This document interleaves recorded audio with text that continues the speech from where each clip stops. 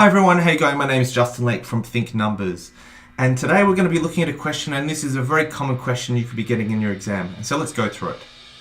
Kangaroo Limited purchased a motor vehicle for $130,000 on the 1st of July 2014. The firm's accountant believes it has an estimated useful life of 4 years and will have a scrap value of $10,000 at the end of that period. It has been depreciated using the straight line method. The firm's reporting period ends on the 30th of June. What was the net book value of the motor vehicles as of 30th of June 2017? Alright, so how would you actually approach this sort of question? Well, the first thing to think about is let's first look at some of the keywords within this question. And some of the things that they talk about within the actual question itself was, what was the net book value of the motor vehicles as at 30th of June 2017? So whenever you get a question like this, you actually have to calculate the depreciation on the motor vehicle over the period in which they're talking about, in which case we have to work out the time period between 1st of July 2014 and the 30th of June 2017. So if we work that out, that's actually 2014 year will actually end in 30th of June 2015, that will be 1 year. Then there'll be another year for 30th of June 2016, which is 2 years. And then there'll be the 30th of June 2017, which will be the third year. So it has an estimated useful life of 4 years. And so by the time it gets to 30th of June 2017, 3 out of the 4 years would have passed. Now there's actually some things we need to consider about the formula for calculating depreciation. And so let's look at the formula for depreciation. It is actually cost minus your scrap or residual value. Now, what is a scrap or residual value?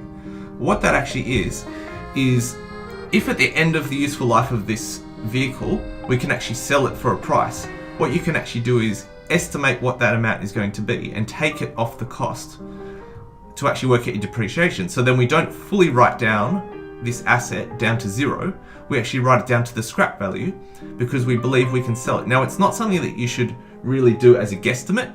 This is something you should generally do in assets where you actually know you've got a contracted amount that you could receive back for that asset. Okay, so to finish the formula, we have our cost minus our scrap value or residual value, and we divide by the useful life. And a useful life is an estimate of how long we believe that the asset is going to last.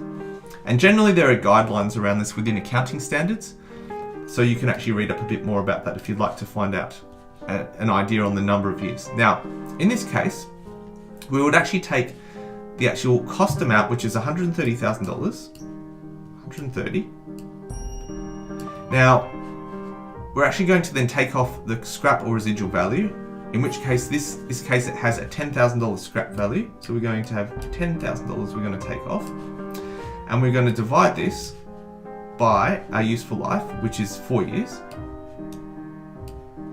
And so if we actually work out how much it is per year to actually depreciate this, it's actually going to be $30,000 per year.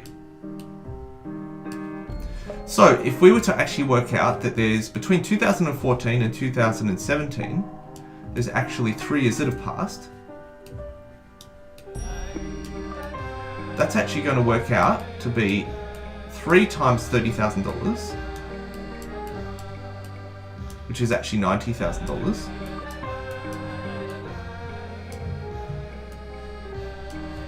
However, what the question is actually asking you is, what was the net book value? Now, a net book value is not just the cost of the asset, it also is a separate account called accumulated depreciation, and that is where the $90,000 is actually going to go. So what this will actually look like in a T account setting is if we have 2 T accounts, one will be called the cost and one will be called the accumulated depreciation.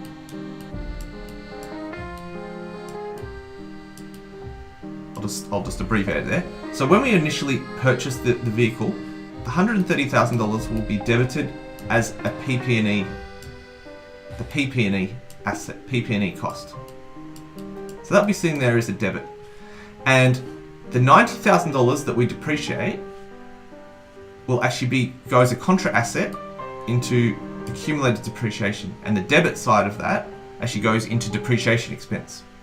And so what the net book value is actually the difference between the cost minus the accumulated depreciation. So if we have a cost of $130,000 and we have accumulated depreciation of $90,000, we actually have a net book value of $40,000. And that is actually what you would calculate as the answer to be the book value for this question. Alright, thanks guys. I hope you've enjoyed this exercise, and please don't forget to subscribe to my channel.